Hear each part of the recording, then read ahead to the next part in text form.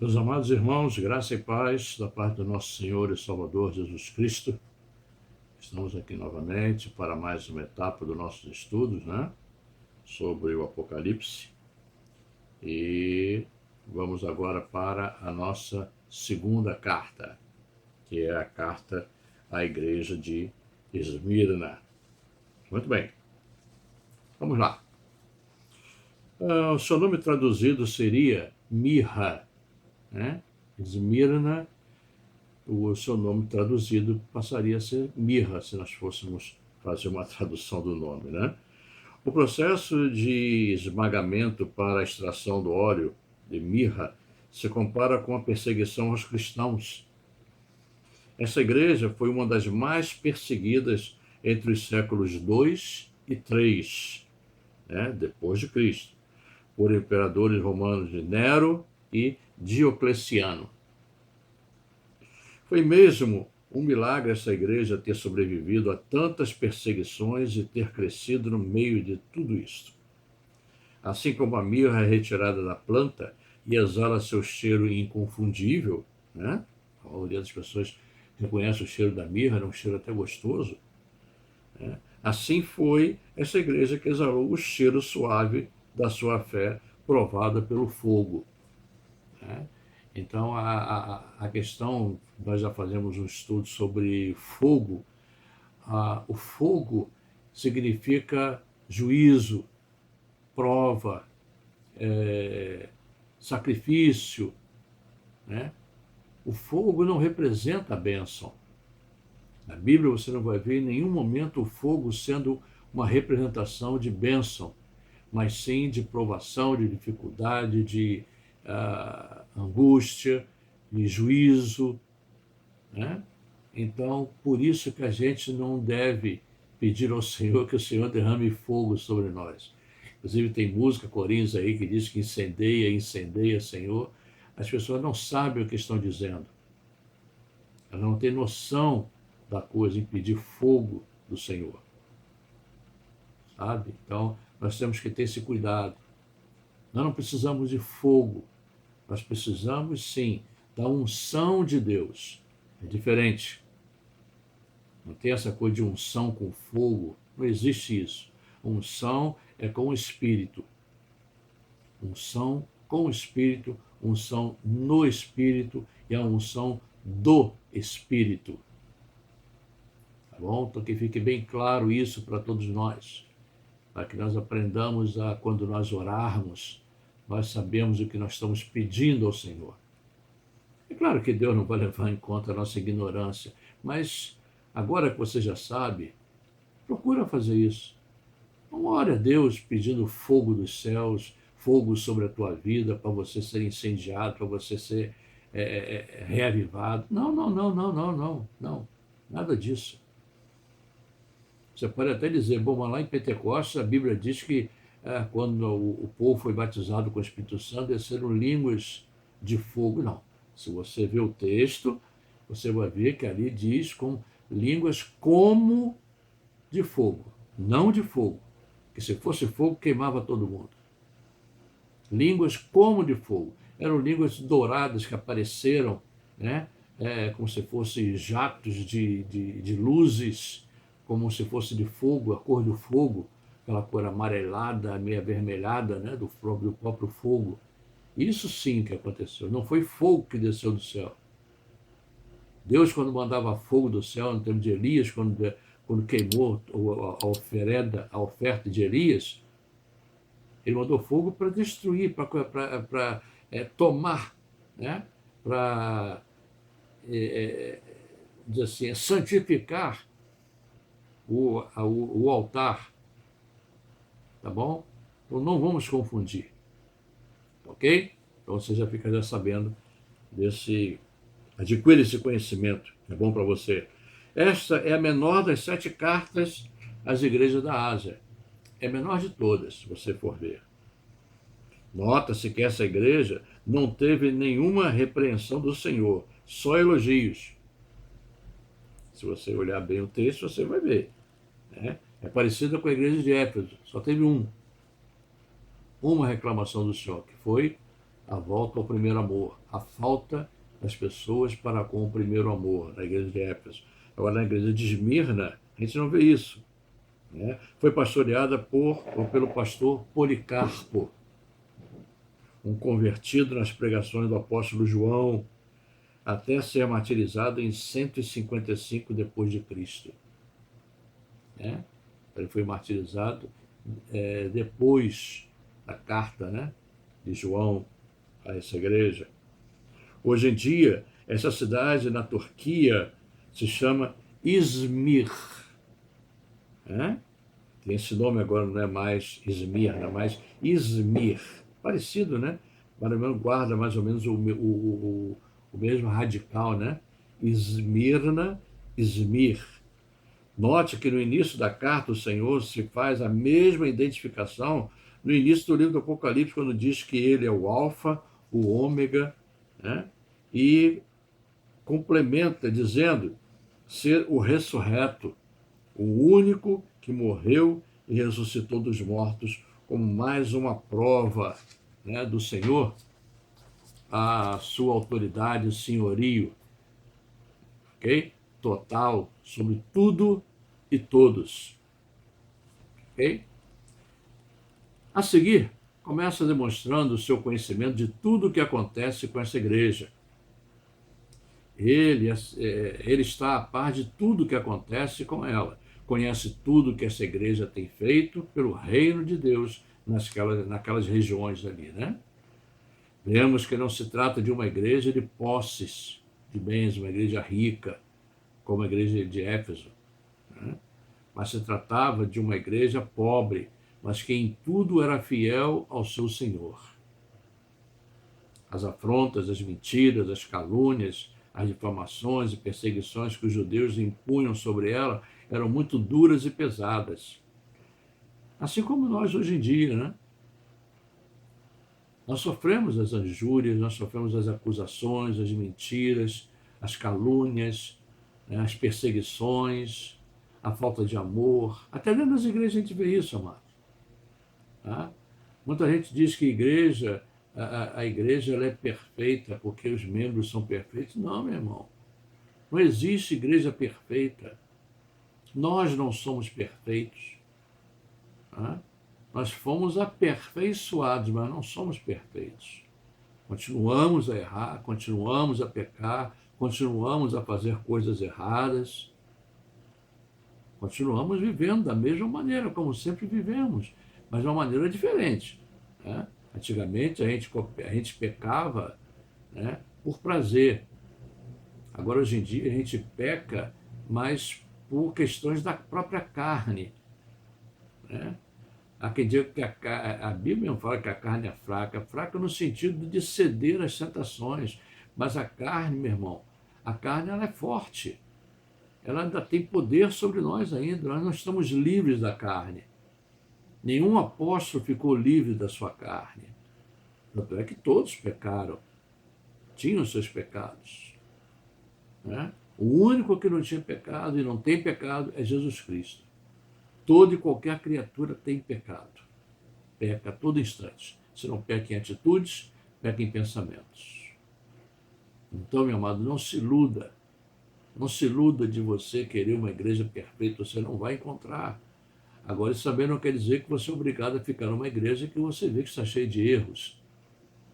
Se você vê que a sua igreja está cometendo erros graves, erros de doutrina, erros de conduta da liderança, de quem quer que seja, se você está vendo que a coisa está se tornando uma coisa cotidiana, saia dessa igreja, procure uma outra.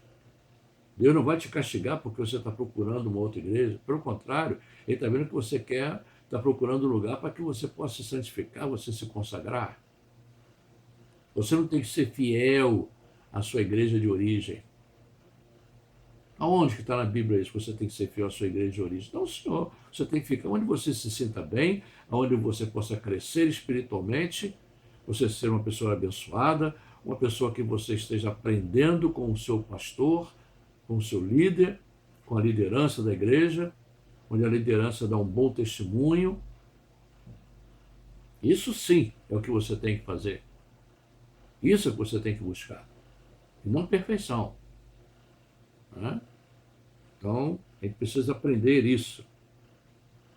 Muito bem. Ah, esse termo, né, para alguns estudiosos, significa que este era um grupo que tenta perverter o evangelho da salvação somente pela graça, mediante a fé, ao invés de pela lei, como queriam. Outros estudiosos atribuem a ideia deste grupo, impetrando a sucessão apostólica e da construção de uma hierarquia de líderes semelhante à prática dos nicolaítas, a qual era abominada pelo Senhor, tal como vimos na igreja de Éfeso. É aquela velha história, né, do pastor, quando se aposenta, as igrejas dizem que quem deve assumir é o filho, ou quem deve assumir é o vice-presidente. Não, nada disso. O pastor da igreja vem se aposentar ou veio a falecer, a igreja deve se reunir e escolher aquele a quem o Espírito Santo indicar. Não ao que o homem vai escolher, ao vice-presidente, ao filho do pastor. Não, não. Não é assim que a coisa funciona. Ali não é empresa. Numa empresa, sim. O dono da empresa morre e passa para o filho. Ou passa para o vice-presidente. Mas ali é um corpo. É o corpo de Cristo. Então a coisa tem que ser bem diferente. A eleição de um líder eclesiástico não é assim que se faz. É através da consulta ao Espírito Santo de Deus e pedir que ele mostre quem ele quer que continue sob a liderança naquela igreja. Ok? Muito bem. Hoje em dia, ainda vemos algo parecido, né, nas igrejas, no quesito sucessão pastoral, que a gente falou agora. Hoje tem igrejas que, quando o pastor da igreja vem a ser jubilado ou aposentado, a primeira pessoa a ser cogitada é o seu filho mais velho, depois o vice-moderador, o vice-presidente da igreja. Ninguém pensa em consultar ao senhor da igreja para saber quem será o substituto legal do pastor. Escolhem, né, escolhem quem eles querem pela aparência ou posse. Isso me faz reportar ao rei Saul, né, que foi escolhido pela sua beleza, por ser o homem mais alto, o homem mais belo de Israel. Né? As pessoas olharam para a aparência dele e deu no que deu. Né? E deu no que deu. Tanto é que Deus o rejeitou. Deus não ouvia nem as suas orações. Deus rejeitou veementemente a Saul e amou a Davi, a qual ungiu como rei, né? O sucessor de Saul. Saul poderia muito bem colocar o seu filho Jonatas, mas Jonatas morreu na guerra juntamente com ele, ou um outro filho dele, seja qual for. Mas não, Deus escolheu um outro, bem diferente. Deus escolheu um pastor de ovelhas para pastorear o rebanho de Israel. Então, meu amado, não é pela aparência, não é pelo conhecimento, não é pela sabedoria, não é pela a beleza do homem, não é pela sua juventude, mas sim pela unção que este homem tem que ter para ser um pastor da igreja. A coisa essencial de um homem para ser um pastor de uma igreja, ele tem que ter a unção de Deus. Se não tiver a unção, de nada presta. Ele vai ser simplesmente um homem ali no púlpito, nada mais do que isso. E não um representante de Deus diante da igreja. Ok? Muito bem.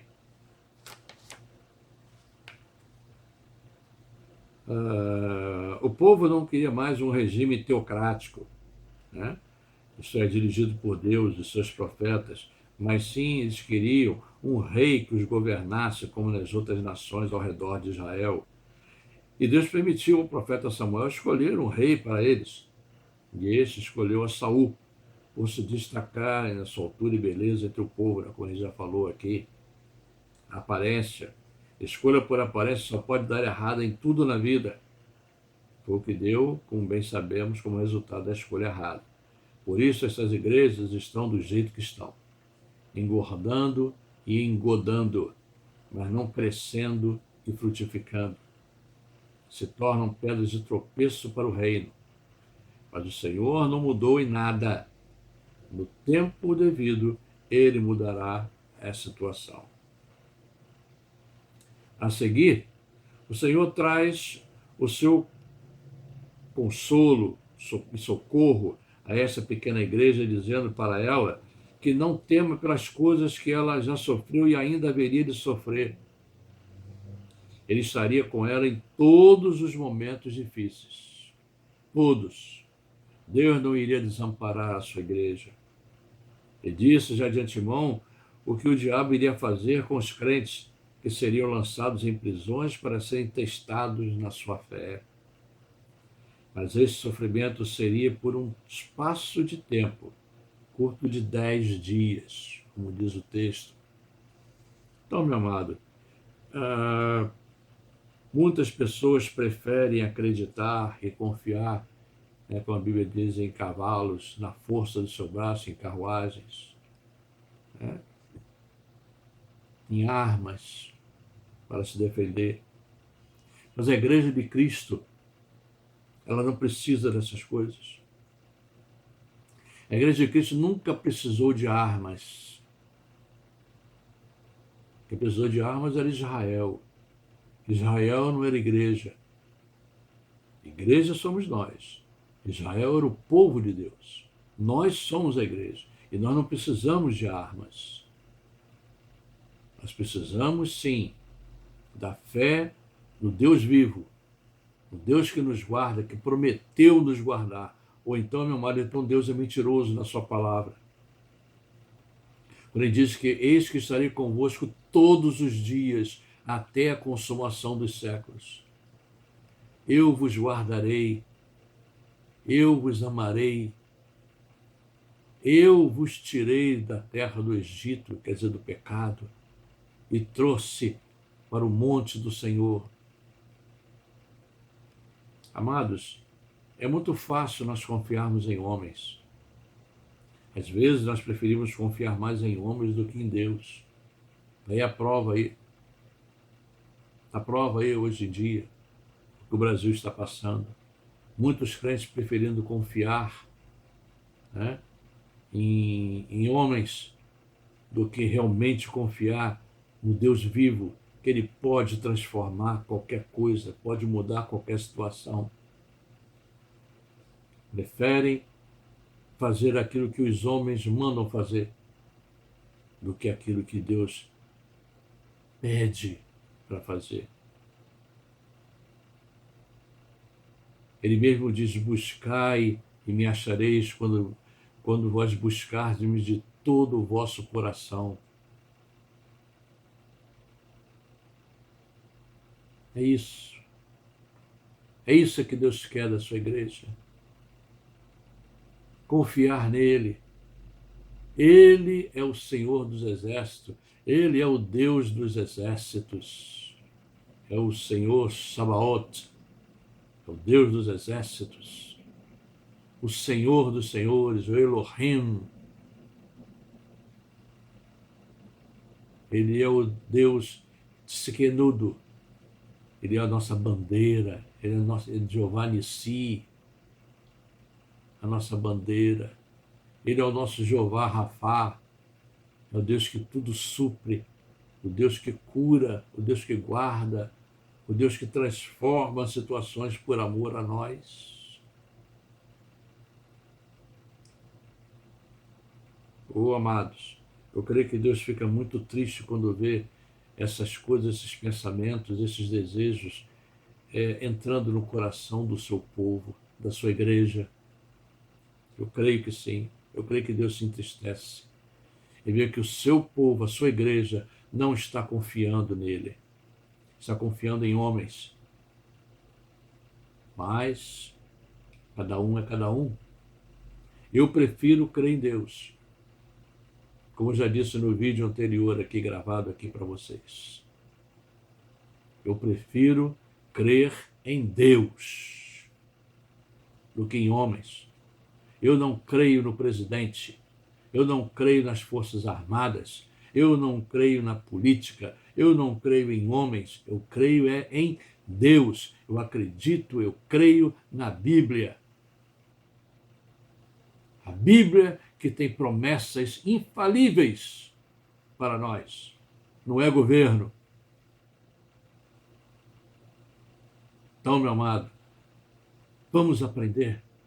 Vamos aprender a viver na dependência do Senhor. É muito melhor.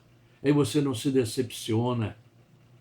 No Senhor não há decepções, mas em homens sempre vai haver. Porque todo homem é falho. Todo homem é falho.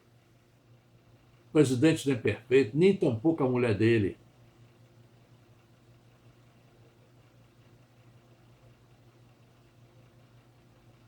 Vamos aprender.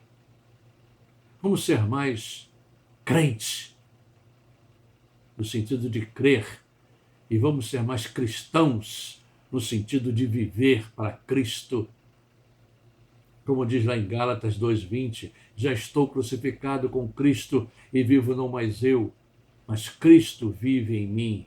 A vida que eu vivo agora na carne, eu vivo na fé no Filho de Deus, o qual me amou e se entregou a si mesmo por mim. É isto. Romanos 8:18, porque estou bem certo que as aflições desse tempo presente não são para se comparar com a glória que em nós há de ser revelada. E tantos outros textos.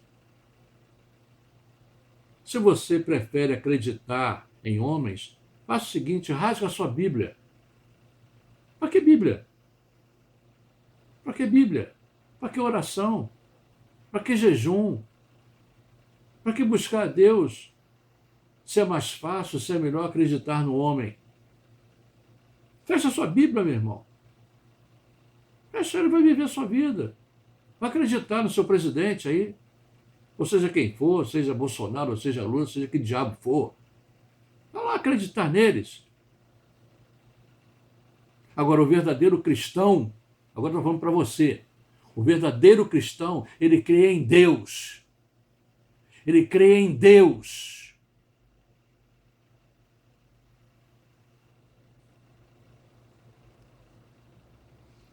O Senhor mostra o galardão dessa igreja pela sua fidelidade, que seria a coroa da vida, ou a coroa do mártir. Essa coroa é mencionada aqui nesse texto, e como também lá em Tiago, capítulo 1, verso 12. Esta coroa é para todo aquele que deu a sua vida em prol do Evangelho. A coroa da vida, a coroa do mártir. Deu a sua vida por amor ao Evangelho. A sua vida não te pertence. Você já está morto para o mundo e vivo para Deus. Deus te ressuscitou dos mortos.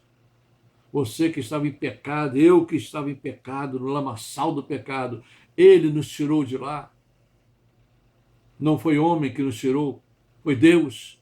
Então a nossa vida pertence a Ele. Temos que confiar nele e somente nele. Você entende isso? Não seja hipócrita. Você que prefere acreditar em homens, você é um hipócrita. Ou você é uma hipócrita. Isso é o que você é.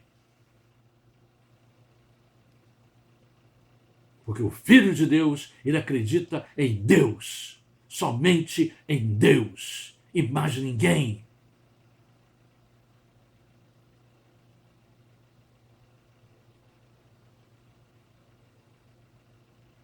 Ok? Estou sendo duro, né? Essa Marcos, está sendo muito duro. Você está nervoso. Não, não estou nervoso. Eu não estou nervoso. Eu fico irado quando eu vejo crentes preferindo acreditar mais em braços de homens do que no braço do Senhor. Isso sim me deixa irado. Me faz até pensar se essas pessoas realmente são o que são.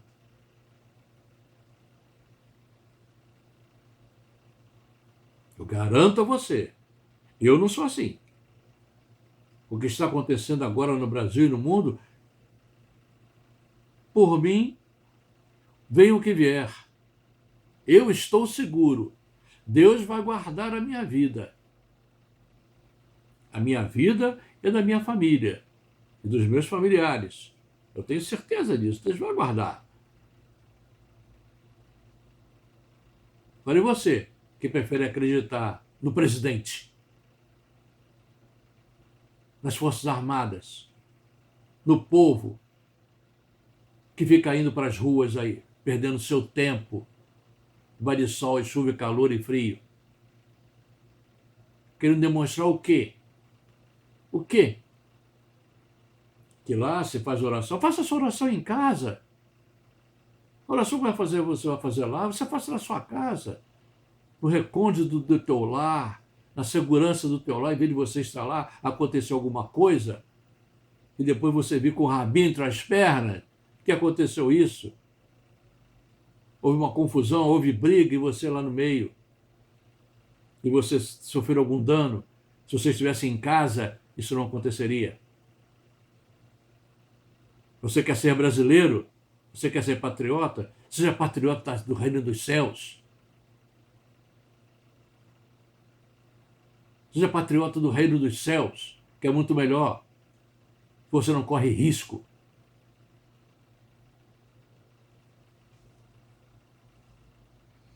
E no final, Jesus tem mais uma vez, coloca o seu alerta para todos nós, que é: quem tem ouvidos, ouçam o que o Espírito diz às igrejas.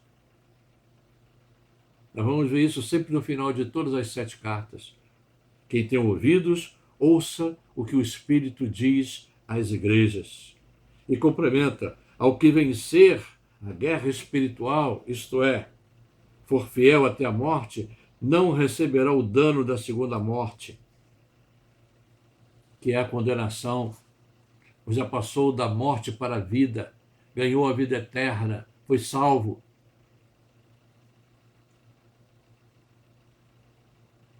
Não dê valor tanto à sua vida, meu amado. Não quer dizer que você tem que buscar morrer, não se trata disso. Mas não dê tanto valor assim à sua vida. Dê valor à vida que Deus dá a você, a vida espiritual, uma vida com Ele. Ele está voltando. Ele tem algo muito melhor para te dar do que o que esse país quer te oferecer. E para terminar, saiba de uma coisa: você que está fugindo tanto do comunismo, ele vai entrar no Brasil. Ele já está no Brasil. Já está entre nós o comunismo. Está camuflado por enquanto. Mas ele já está começando a mostrar as garras dele. Mas saiba você, mesmo você que está lá, na porta dos quartéis, Deus vai guardar você também. Você estando lá ou você estando na sua casa, Deus vai guardar você. Se você é fiel, Deus vai guardar você. Se você é fiel a Ele, se você o ama mais do que tudo e que todos, porque, aliás, o tema do presidente, né, é Brasil acima de tudo e Deus acima de todos. Está errado. Está errado. O certo seria Deus acima de tudo e de todos. Não é Brasil acima de alguma coisa. É Deus, Jesus Cristo. Este está acima de tudo e de todos verdadeiramente. Ok? Não entra nessa. Isso é slogan político. Isso é slogan político. É slogan para ganhar votos. Porque nem o presidente é cristão. Nunca foi cristão. Ele é católico. Ou até outras coisas. Tem vídeos dele até adorando a Rainha do Céu, indo para outro país, dizendo que o Brasil está agora nas mãos da Rainha do Céu. Tem vídeo aí na internet, é só você procurar. Então, meu amado, pense bem. Veja onde você está colocando a sua fé. Veja a quem você está entregando a sua vida. Se a Deus ou aos homens. Vamos ficando por aqui. Por enquanto. Vamos dar continuidade depois. Um outro vídeo, continuação desse outro estudo da igreja de Esmirna que estamos fazendo. Então, que Deus te abençoe, que o Senhor te guarde, te proteja, desde agora e para todo sempre, até que o Senhor volte. E se for a vontade dele, estaremos de volta. Em nome de Jesus. Deus te abençoe. Graça e paz.